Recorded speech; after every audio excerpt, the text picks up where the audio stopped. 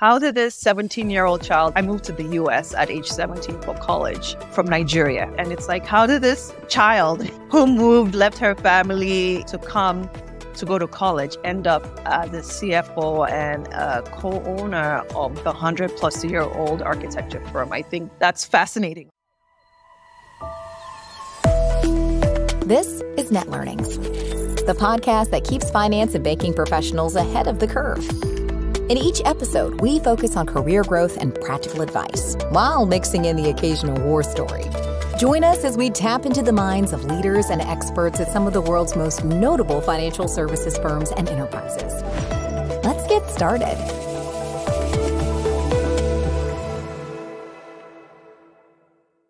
Hello and welcome to Net Learnings. I'm your host, Kyle Peterty.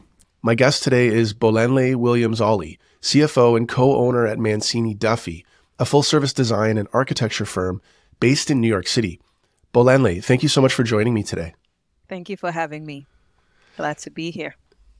And we're thrilled to have you. Bolanle brings over 16 years actually of finance experience and a wealth of experience with nonprofits as well. Beyond that, she also authored the best-selling book Build Boldly, and I'm looking forward to talking about all of that today. But first, perhaps you can tell us a little bit about Mancini Duffy, please.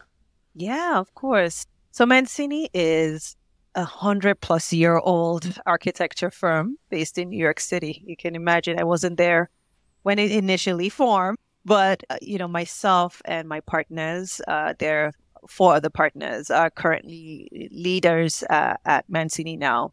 Mancini has a rich history that we are grateful for in architecture, but let's go back maybe like 10, 15 years ago, really focused on corporate interiors in the financial sector. And so when Christian Giordano, who is our current president and one of my partners, became owners, one of the things that we started thinking about in terms of how do we build upon the legacy of the firm and then take this firm into the 21st century was beginning to diversify our market sectors, the types of clients that we work with. And so I like to say that we're a technology-first design firm that services clients in all different sectors, be it aviation, retail, corporate interiors, restaurants, hospitality, self-storage, right? We have like the really, really prestigious projects that we do in Times Square to projects that we do in Jersey, right? Like we do a range of projects that has really helped us cement ourselves in this rich legacy that the firm has. And so it's been amazing so far, right? We do architecture, interior design, planning, and our clients, I think, really appreciate how we're really thinking about how do we deliver our projects in using technology in a way that's unique to us. So one of the things in the last 5 years, again, that I think is special to our firm is, we have a patent approved, and I say that because I'm really proud of us, a patent approved software called the Tool Belt, which we've developed in our design lab. And it's really our way of designing using technology that helps us do work that architects would typically do in 3 weeks in 3 hours. Wow. And so it's been an amazing experience for me to, not only be the CFO at Mancini, but also to see this essentially rapidly innovative architecture company really embracing change and doing it awesomely, if that's a word. I've read, or rather listened to, a good portion of your book, Build Boldly, and it's very, very insightful. Did you want to give us maybe a quick background on, you've got a copy of it there, what inspired you to write a book and maybe tell our listeners what it's all about? Yeah, so let me first start off by saying that writing a book was never one of my goals. And I'm a very goals-oriented type person, right? Not just at the start of a new year, but at any point in time during a year, I think about a goal and I pride myself on being one who executes. In fact, when the thoughts about writing Build Boldly came about, that was probably in 2021. I would say it was January 1st. I had no ideas that I was going to be writing a book. Fast forward maybe 2 to 3 weeks after, my kids and I were sitting down and they had this idea for a children's book. I had approached someone who was an editor and, I'm saying like, oh, I'm the CFO of this company, but I really want to write a children's book. And she's like, no, wait, hold on. Tell me more about your career journey, right? How is it that this person who, doesn't have this background in accounting from an educational standpoint has been able to navigate your way? That's me, right? Have been able to navigate my way. And, as I was sharing a lot of the things that I did, as well as pivotal moments of growth, like real exponential growth in my career, she said to me, I don't mean to put any pressure on you, but I really think you should write a book. And so I spent some time, pondering like, okay, I'm mid-career. A lot of times when people are writing books, especially around, career path journey, sometimes it's, you're reflecting, maybe you're about 20, 25 plus years in. But I thought there was something special about opening up the curtain while in the midst of figuring out your career path, right? Yes, everything that I've done so far has gotten me to where I am. And I felt like my peers, one, could learn from my journey. Two, people who were coming into the workforce could learn from this like very unique way in which I've been able to make it to CFO really quickly as, I became CFO at 32. And also like as firm leaders or as organizational leaders are thinking about how do you nurture your staff? How do you retain really good teammates? How do you also manage, client relationships? How do you really think about doing things differently? How are you leading as someone who then, you've moved from this technical expert to a leadership position? How are you really leading in your company and how are you setting your company apart? That's why this book, Build Boldly, essentially was birthed. And I was like, you know what? I am going to do this. This is one thing that actually pretty much scares me. Writing something that's, you write it, it's final and it moves on. It has a life of its own. But it was such a necessary book when I wrote it. And the response from peers, the response from, I'm a woman of color, but other women, other mothers who just really resonated and connected with my story. It showed me that this book had no other choice than to come to life. And so, I titled it Build Boldly, one, because I felt like the moments where I really saw growth in my career paths were moments where I was really bold. And there's a whole acronym in the book called the BOLD framework, which I kind of like summarize at the end of each chapter. And it's this idea of, when the reader picks it up, can they sit in the driver's seat rather than just allow their careers happen to them? Can you chart your own unique career path? And if you're a leader, really challenging you to think about how you can lead boldly through courage. And you've touched on so many topics that I'd love to unpack today. Sure. And so I appreciate that background and that context. And you just mentioned it quickly, like so many CFOs spend time early in their careers at like a Big Four accounting firm. You did not, and that's super inspiring. And I want to hear more about that. Maybe you can spend some time here and tell us a bit about your background and your early career journey. How did you get to where you are today? Yes, I sure can. It's an incredible story. One that I think I reflect on from time to time. And I sit there like, how did this 17-year-old child, I moved to the US at age 17 for college and from Nigeria, right? And it's like, how did this child who left her family, to come to go to college, end up as a CFO and a co-owner of, again, like 100-plus-year-old architecture firm? I think that's fascinating on paper. Anyone would be like, "What? How did that happen?" Yeah. And so for me, studied mathematics in college. That wasn't even what I came here to do, but it was a passion and something I was really good at. I did an applied mathematics master's, bachelor's also in mathematics. But the idea behind the degree was that I would be able to apply it to any industry to get work at, right? I always say like those beginning stages when I was applying as an international student for work, I interviewed very terribly, right? I wasn't as sure of myself. I couldn't really speak about my degree and like, okay, how are you going to translate these skills that you have to the workforce? I didn't really know how I was going to go about that. However, I always say that the pivotal moment for me was when I found, this job posting for a junior project accountant at an architecture firm. No clue what that meant. But I was like 3 weeks to graduation. And so I was like, you know what? I think I took one term of technical drawing in high school. So I said, this might be interesting. Let me apply for this position. Ended up applying and getting called in. But there was something I did. I had to make a decision within myself. How are you going to show up in this interview? Are you going to be, timid, not sure of yourself, or present yourself as who you think the interviewer wants to see?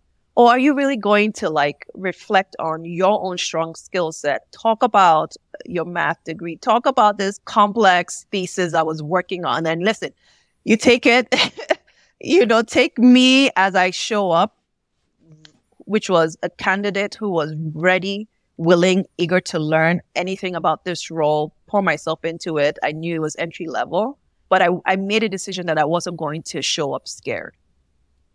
And that essentially opened the door for me. The person sitting across me also studied math in school. Maybe that was the trigger for him inviting me for an interview, but we connected on that, right? And I always say, like, at that entry level position, we now being a leader, I know what we're looking for. You don't know everything. You need that opportunity. So what I think they were looking for was, does this person have the character? What are the traits they're showing? And can they be a good addition to the team while giving them an opportunity to learn and grow? And so I say, to leaders, as we're thinking about filling lower level roles or giving somebody a shot, like that for me was what caused the door to open for me to begin this 16 plus year career journey within the architecture space, right? So again, like I said, knew nothing, but went in. I was so excited, got the job, went in, learned. That was 2007. So you can imagine 2008 financial crisis, living through that. And I say, make another bold move. I went to the CFO. I said, listen, we've unfortunately lost people in the team. I'm willing to learn. Please invest in me, which he did. A lot of the foundations that I have, knowledge about the industry, how to think about projects, how to think about project accounting, came from being given that opportunity then. And so then, of course, as you're learning, I'm like, I need to shift firms so that I can learn how accounting is done in architecture from a different perspective. I moved to another company. And then after that, I was on my merry way. I had my 2 kids and I could have very well stayed a senior project accountant, but character. I got a phone call for a controller position at Mancini Duffy.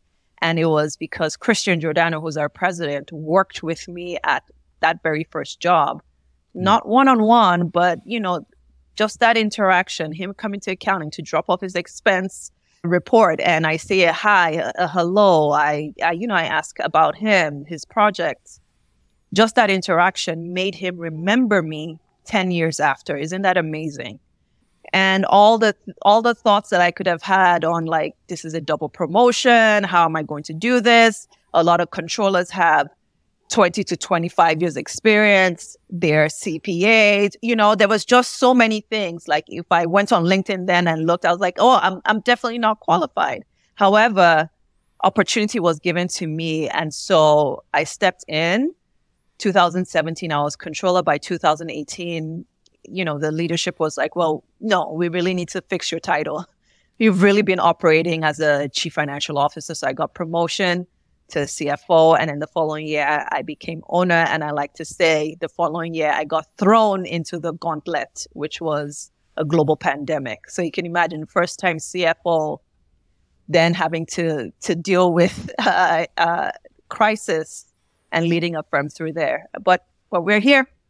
We are here.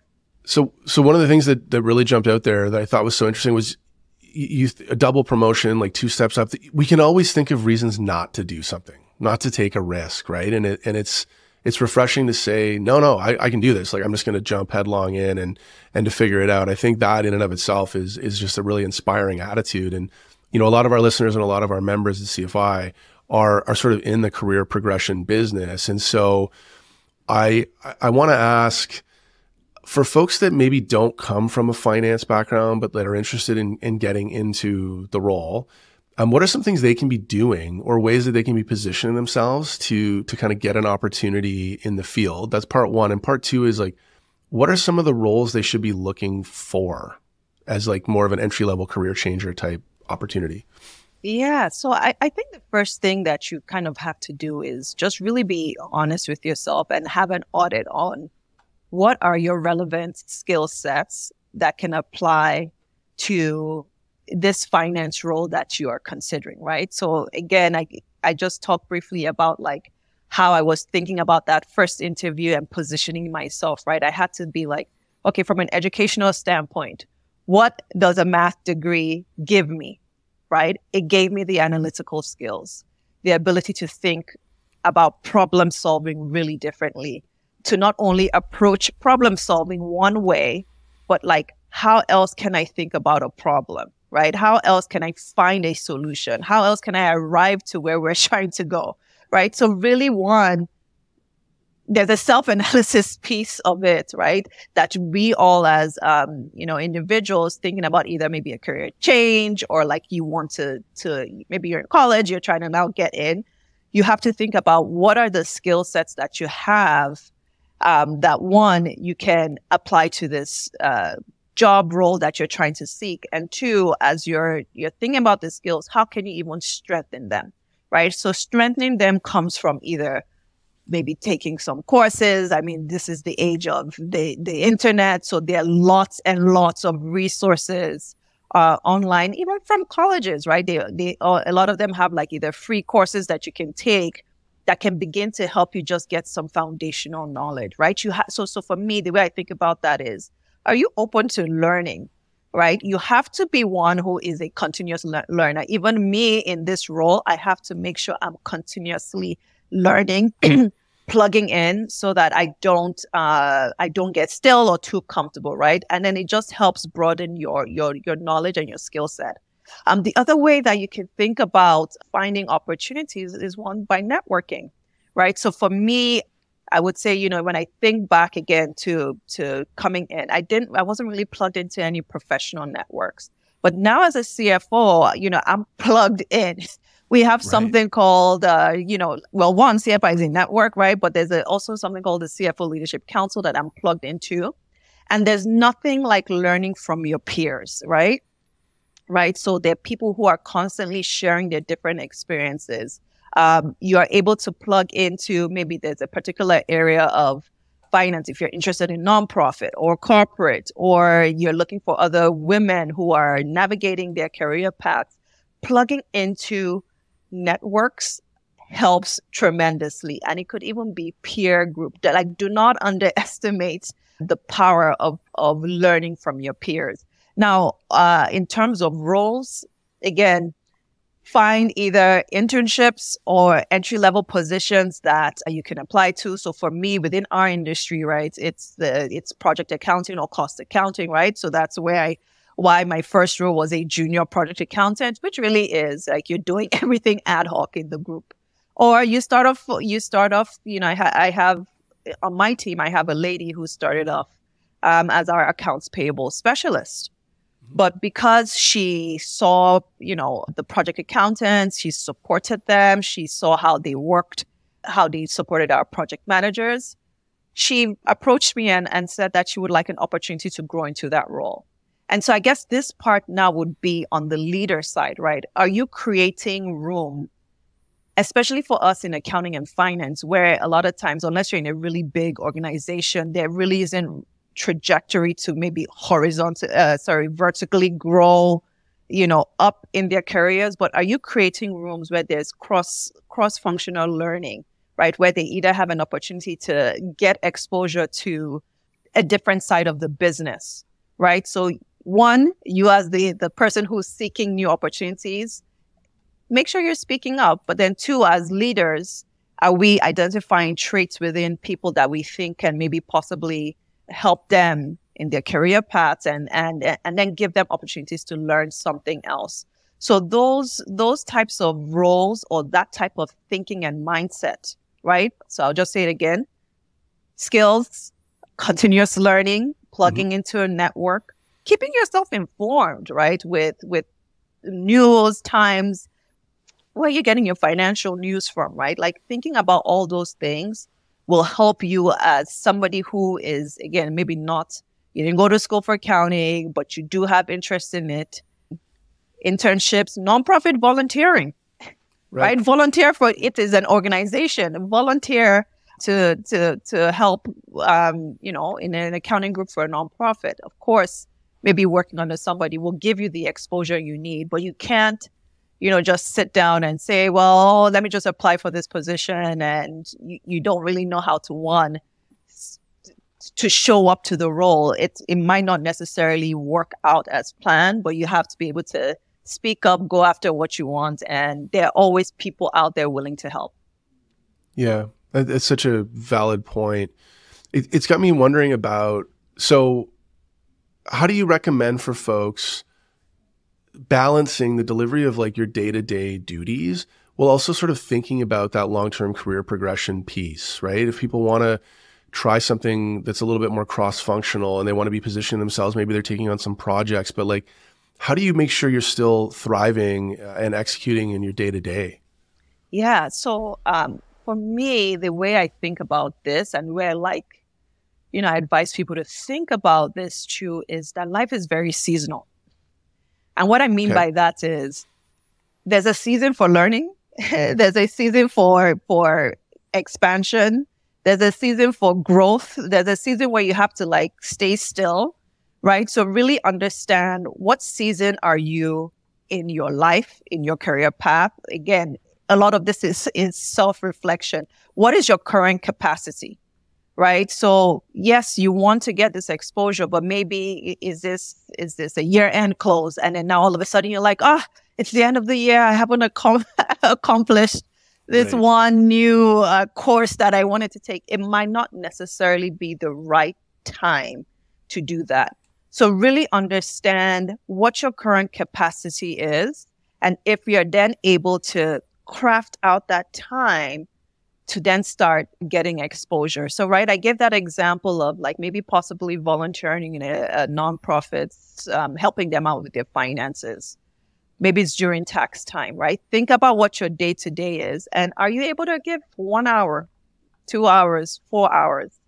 A lot of times when we take stock of how we're spending our time, you'll find that if you want to, you can make time out for some of these activities that will help you on your journey, right? Like if you're really serious about wanting to add on or continuously learn or give back so that you then get exposure to the finance function, take a time stock. Yeah. Understand what season you're in. Understand what your capacity is. And even if it's not right now because your day-to-day really just requires you to be there fully present, you don't have any time on the weekend, you can't do anything, that's fine. But maybe in 3 months, you can find 2 hours a week where you're slotting this in, right? So I think the key is remembering that it's not a sprint, it's where we're literally running a marathon. And so give yourself grace if you're not able to, not everybody has the same capacity. Right. So give yourself grace, but don't get lax.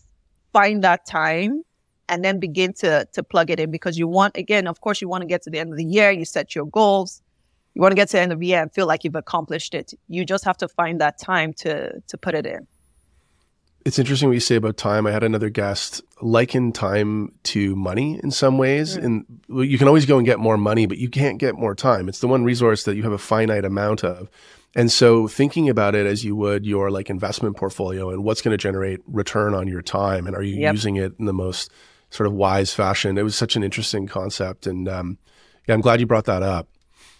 So maybe we can talk just about the CFO role broadly. You mentioned earlier how you got promoted out of the controllership to sort of right size your title based on your responsibilities. Like, what are your responsibilities? How do you characterize what a CFO does, and maybe how the reporting lines break down typically? Yeah.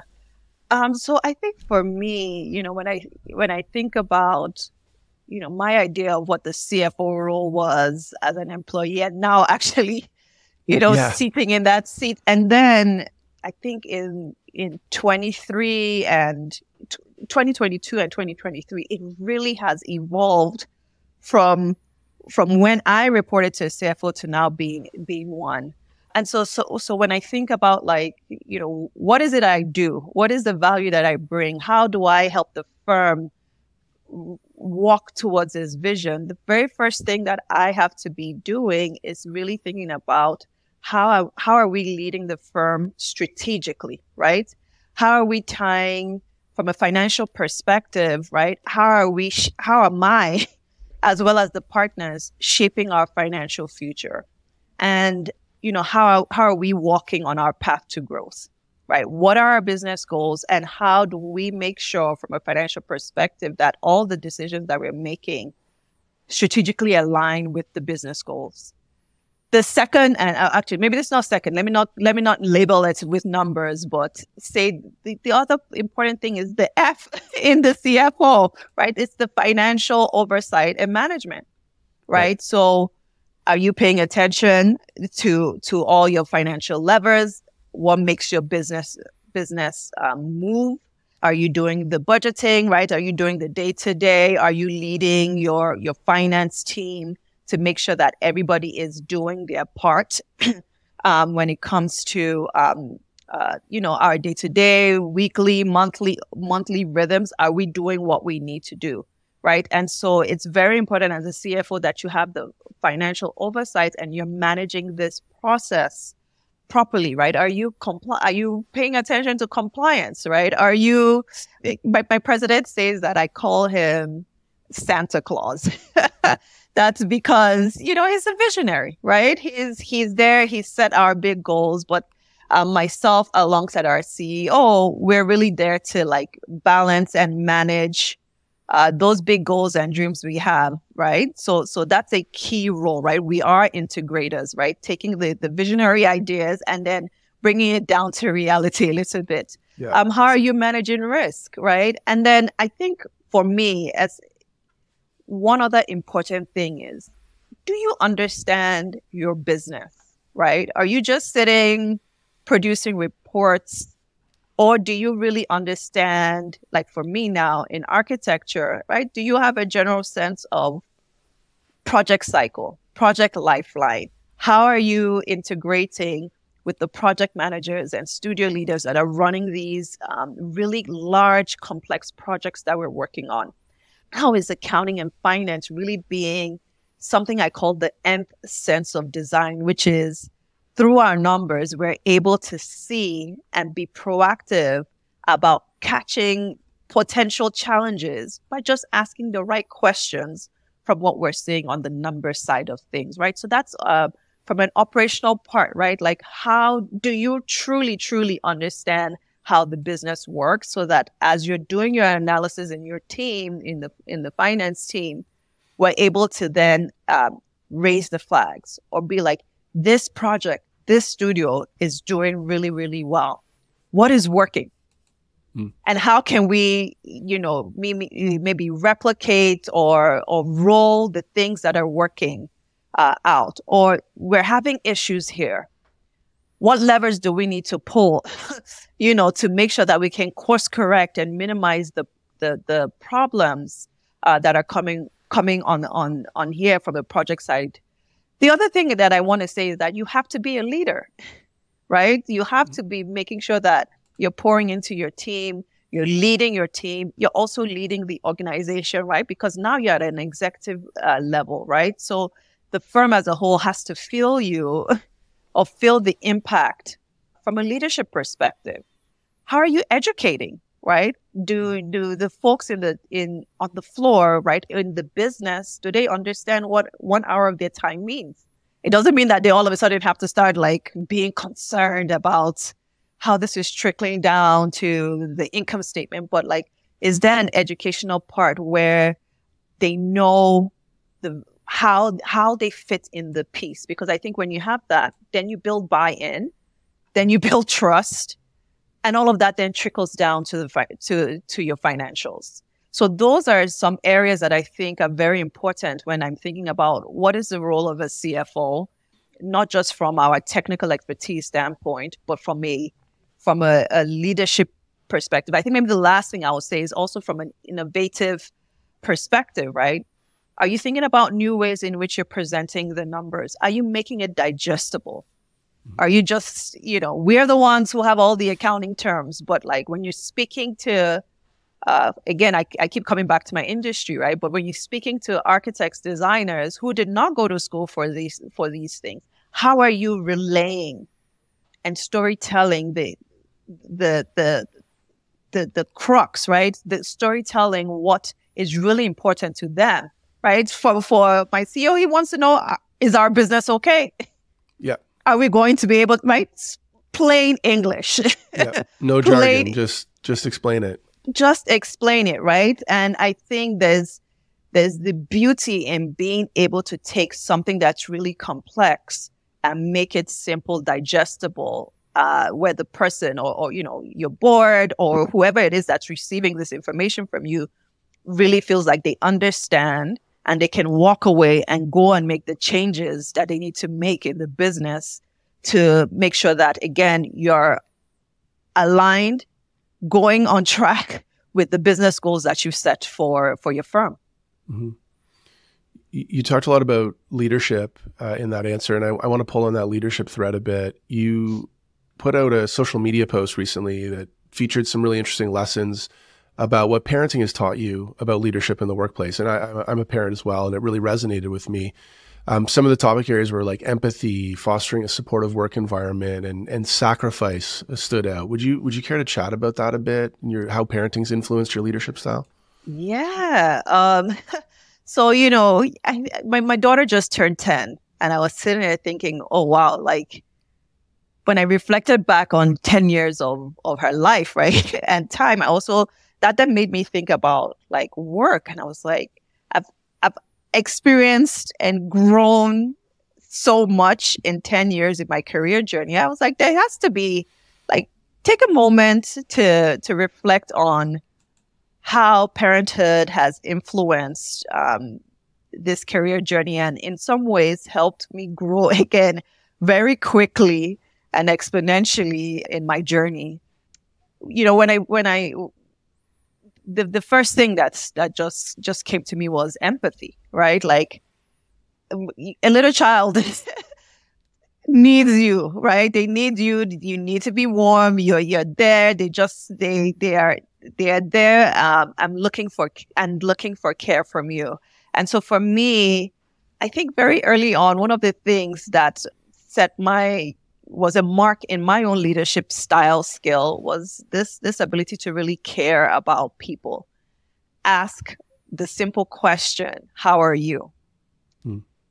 It might be simple, but it's loaded. Simple. It sounds simple, but it's actually loaded, and like actually connect with not just, again, the people in finance, but like somebody who's starting at my organization for their first week. How was your first week?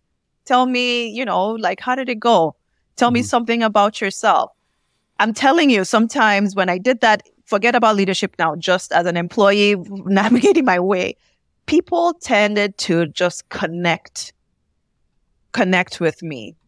It allowed them open up. It allowed them feel like, listen, we're working here. Like, if you think about the work week, we spend so much time together. You have to... the time we spend at home is really minimal compared to the amount of time we're spending with the people we work with, right? So can you just pull yourself out of, from our world, the business of our lives, and actually just take a few minutes to connect with your team? And like I said, that for me was a real game changer, connecting to leadership when I was an employee. Like I would be supporting, big clients, big, partners that were working on, let me say, like working projects in China. But just the fact that I said, "Oh, how was your daughter's horse race riding?" And that allowed them open up. And so, again, just empathizing with their situation, empathizing and trying to understand what season they are in their lives, right? I think helps them just be more engaged working in your team, because they know that they're working for somebody who really cares about them, who's real with them. It just lets people do better work. So then the second thing I said about sacrifice, we are constantly there's a trade-off all the time. Everything. Every yes is a no to something else, right? I'm telling you right now, right? As we're recording this, my kids are home. It's a snow day. But I've told them, I can't be with you at this very moment. Like, mommy needs this time right now to do this recording. Fortunately, because I've sort of been talking to my kids, they kind of have an idea of what I do. They were like, "Oh, mommy takes care of the money at work." They understand the importance of my role. And, when I ask for this time, they honor it, right? So that's from the family child side, but also from the work side, right? Like, there are times when I have to be home today because there's a snow day at school. That's a trade-off. I can't be in the office, right? So you're constantly juggling this. What are you working on right now? What are you giving up? But my approach to it is just take it one day at a time, right? We know what, maybe again, you're a goal setter. You've set your goals for the quarter. Break it down into something small and then take it one day at a time. Make sure that you are making progress from the work and professional perspective. Make sure you're making progress on those things. And then also from your family side, you're making progress, but you cannot have it all at the same time, right? You can have it, but not all at the same time. And I think the last point that I have brought up was about, support. And I think anyone in a leadership role, right, for you to really be successful, there has to be support in all forms. It could come from family if you're able to plug in. I think for me, culturally, being from Nigeria, like having almost like a village is something that I grew up with, right? And so I think about friends or maybe other parents in my kids' school where we kind of all just band together and help during all the seasons. Like that's support that I treasure, that allows me show up in my leadership role. And then also as an organization, how are your policies? How are your practices? How are you actually walking the talk that we say when it comes to, yes, we want parents to return and, and then they'll be able to come back. How are we really thinking through what that care and support looks like in our organizations? So those are some of the things that I'm always constantly thinking about that have affected how I lead right now. And so it's been an interesting journey. I started, leadership. I was pregnant. I went back to school with my son. It was crazy, but I've somehow navigated it now. And I thought that it was important to share these reflections that I had. And see what other folks were thinking. And I think that post actually did really well. A lot of people connected with it. So maybe I need to now start sharing some more around parenting and, being in a leadership position. Yeah, well, there's so many lessons to be learned. And in some ways, it's kind of the ultimate metaphor for learning on the fly and being flexible. And some of the characteristics that parents have no choice but to exhibit are things that you probably look for or want in an employee in some ways too. And actually, I'd like to talk a little bit about that. There was an experience that you cited in the book, and I think it was when you were joining your current firm, Mancini Duffy. You were talking about how silly it is that leaders hire top talent, but then they fail to put the support infrastructure in place that's needed to help those people be successful and actually kind of make the impact that you envisioned for them. Can you talk about that a little bit? Yeah. So did I use the word silly? No, I'm paraphrasing. No, yeah. but it is. No, if you stop to think about it. You know what? If you think about it, it is 100% true. We want top talent, That is, you're looking for A plus talent to come work in our organizations, or maybe, you identify A plus people in your organizations. And sometimes you give them opportunities to step into roles or positions that maybe, they're just primed for. And one of the things that I think, we sometimes don't do well as leaders is really think about how do we make sure that they are set up for success so that when they start this role, they don't fail terribly. Now, I'm not saying that they don't fail at all, right? Because when you step into a role, you want to fail quickly and then, keep it moving, learn the things you need to learn, and then, continue your trajectory. But that example was around, when in the interview for the controller role, I said, listen, I could do project accounting in my sleep. I can support project managers. Mm-hmm. This is firm-wide, right? I don't have, again, the educational background. How are we going to make sure that I can do things, if I have questions, I have that resource. And so what ended up happening was that they hired a financial consultant that I worked with, that had sort of helped with some ownership transition things for my partners then. And I had this help. And that, I say, because I was already an A+ player, that investment in me early on, before year one was done, I outgrew that support, right? And so if we now want to zoom out for a second, right? Think about folks who are primed for a position. What can you give? It might not, maybe you cannot afford to hire a financial consultant, but are you as a leader crafting out the time to spend and invest and lock it in your calendar and pour into them? Or if you don't have the time, can you find some funding within your firm where they can either take a course or, something where they don't just feel like they're thrown into the water without any support whatsoever. So, of course, you're looking in your organization, looking at resources, looking at pairing them, looking at helping them plug into organizations, right? Like that's a resource, right? Because a lot of organizations, you pay the annual fee. They give so many free webinars. Yeah. Foundational webinars.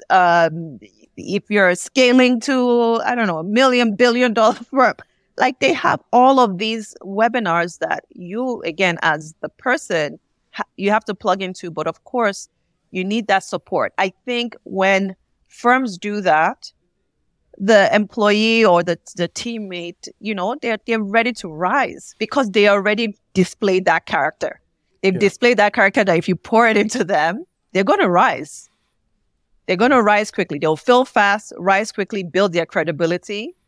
But there has to be some investment from the organization.